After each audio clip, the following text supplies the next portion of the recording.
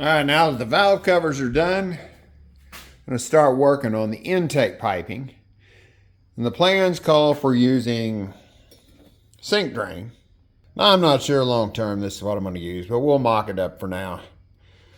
But the sink drain is on like this on each side. Rubber hose up here. Now that bulge there where it hooks up in the, if it's used as an actual drain, is a little too big to get the hose over. So we're gonna have to cut it back to there, and then the hose will kind of wrap around the edge. That's part of what I don't like. I'm thinking maybe just a straight piece of pipe and a molded 90 there out of some silicone hose. But for now, we'll do it like the plans call for. The center section that comes down and goes down to the carburetor is made out of aluminum tubing, so we need to section this up in 3 pieces, get the ends tapered right, and then TIG it together. And we'll also need to make a carburetor flange out of some aluminum bar stock and weld it onto the bottom. The first step, carve up some pieces and start working on it. There's the 3 pieces of tubing cut to length. The plans show the angles you need to make on the sides to make them all come together. And so I'll start cutting those, hit them with the belt sander, see if we can't bring it all together. And there's the rough sanding. The plans show how far down, how long the tubes are supposed to be, and then how far down the angle is supposed to be cut. So I marked all that and then worked it over with the belt sander. You could probably cut that off with the bandsaw, but a new belt on the sander and you can really buzz those back. I got the top 2 pieces just spot welded together there. The distance from here to here is called out on the plans. That is spot on. Imaginary line from here to here, and the angle up to that line is supposed to be 19 degrees. That's spot on. So now, just need to take the bottom piece, and I've got it. I need to work it a little more because it's got a little bit of gap on each side. So I made the piece a little long so we can sand it down, make it a nice tight fit, and then we can weld it. All right, intake pipe is welded up. Made sure to be careful when I was welding it. I didn't have any bleed through, causing bumps and all kinds of crap in there, because that has to flow nicely. Now, it's got all the specifications for the carb flange in the plans, but why not get the carb out and double check everything? Look at this baby. Brand new. Really old, but brand new Zenith carburetor. I picked this up off eBay cheap because it had a broken needle. The main needle there is busted off, but the needle that came in these was not really the one you wanted, and the plans say to either get a different needle or, solder up some air holes in the end of it, and I just really didn't want to solder on a needle. So I also picked up off eBay the exact needle that we need. And it has no holes in the tip, so nothing to solder.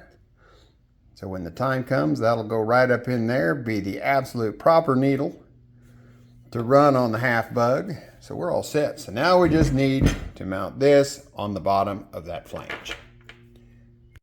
Well, it's a good thing I dug the carburetor out.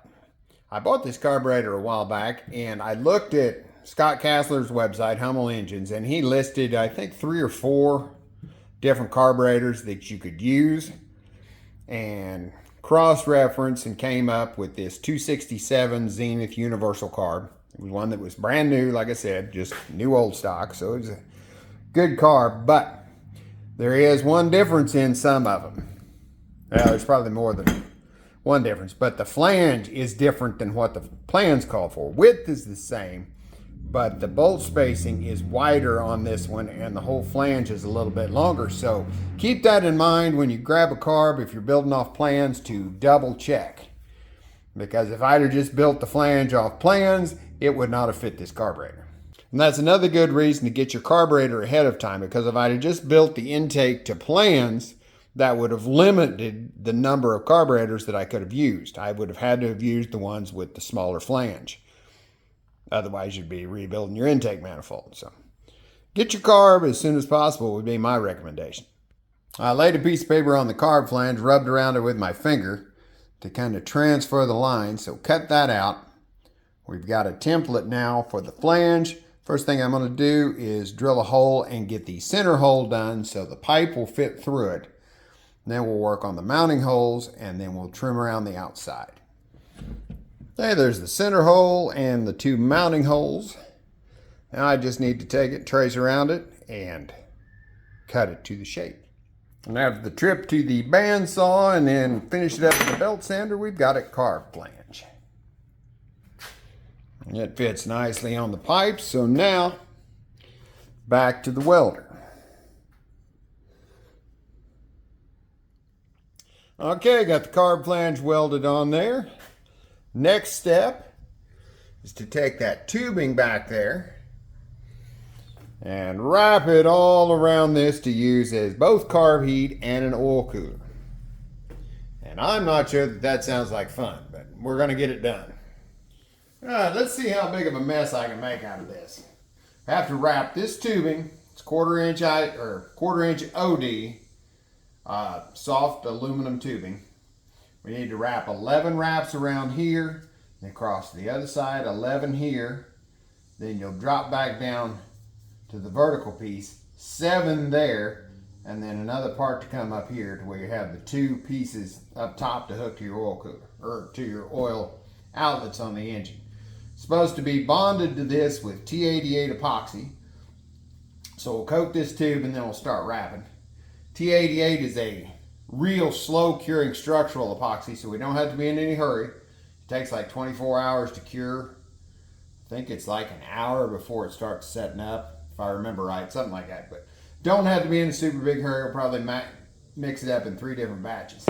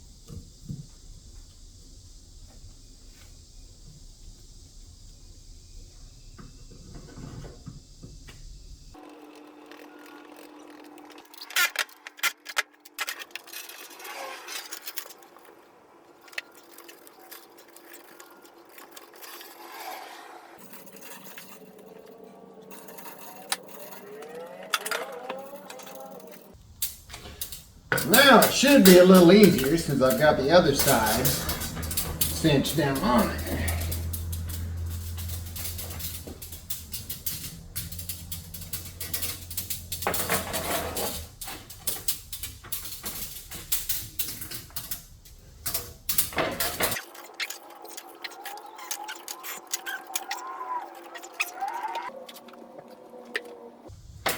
Pull that tight. Bring this around.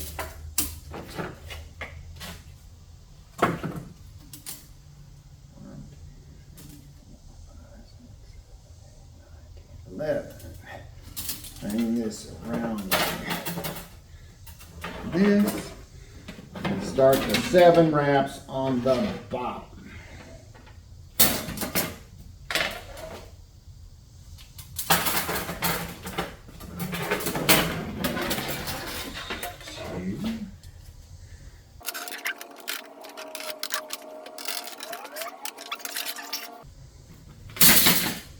And then from there,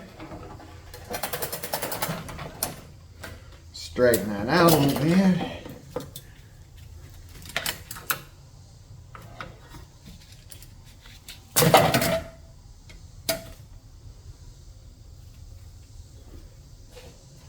And then this piece comes straight up. All right, that's all wrapped nice and tight around it, so we'll let that set for 24 hours. And then we can line up the ends of it however we want to hook them up to the engine. All right, making more progress. This has had 24 hours to cure, and that's nice. Those coils are mounted on there solid. All we need to do is cut those to length, route them around the back of the engine like we want, and flare the ends. Okay, there's the completed intake system. I did make the modification and went ahead and used silicone elbows there because I tried the plumbing pipes, and after I'd cut that flare that was too big to go in the hose, when you mounted these up, it tried to kick everything out this way, and if you pulled it back to get it in line, it was trying to slip out of the coupler there. Now I know the silicone's not fuel rated, but it's also going to be fuel and a lot of air. So I'll just keep an eye on them when I'm testing the engine out. If there's any problems with them, I'll find some other way to do it. Even if I have to get some mandrel aluminum bends and TIG something together to go there. But I've seen other engines that use these in this similar situation and didn't have any trouble. And I would much rather have maybe a couple little chunks of silicone go into the engine and get burned up as opposed to one of the intake pipes falling off. That would definitely bring you down. I wasn't sure if the lines here were supposed to go on this side and come down, or if they were supposed to come across like this. I was trying to keep the rubber hose as short as possible, but if it tries to kink when I build those, I'll just flip that around. It can go either way. But that's all looking pretty good. Yeah, I pulled the intake back off again. The last step I need to do is get a flare on the end of these where the hose slips on. It's 1/4 inch tubing, so I'm going to use a 1/4 inch brake flare that I've gotten. And these work extremely well. They make very nice flares. And what we'll do is just do the first part like you were making a bubble flare. This will make a bubble flare. It will make an inverted flare like you would use on the brake system. But we'll just start a bubble flare, and that will give a nice little bump there for the hose to rest against. But before I try it on the finished intake pipe, we're going to try it on a piece of the tubing I got left over. And if you're wondering how much tubing that took, I bought a 25-foot spool, and that's what I've got left. So it used most of that spool. I'm going to work on this end. I'm going to deburr the inside and the outside of the tubing.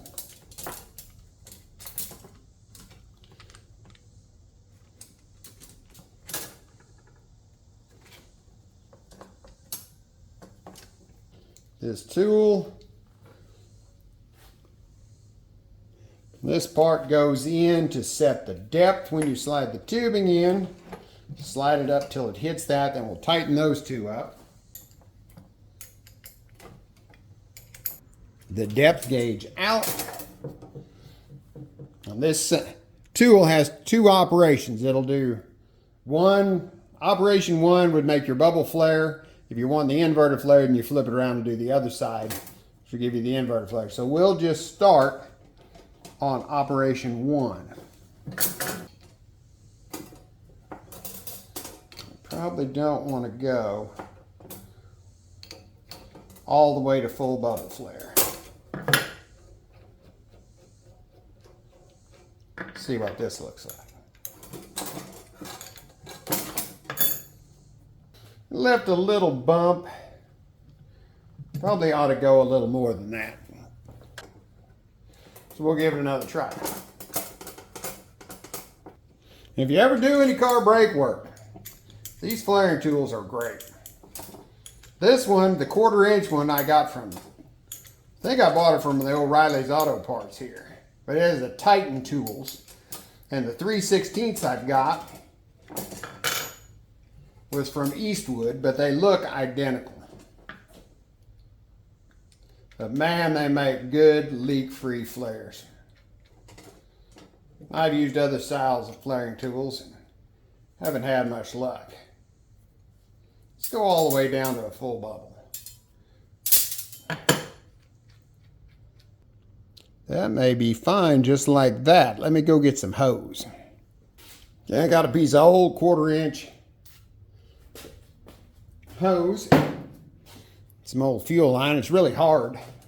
So if this will go on there, some new hose will for sure. Yeah, I think that'll be just great. Just go to make a full bubble flare. But you obviously don't want your oil lines blowing off either. And the one thing I like about these tools, see the shank there? It's not all deformed. It doesn't have little ridges pressed into it where the other style flaring tools grip it. So then you can get a good seal with a hose.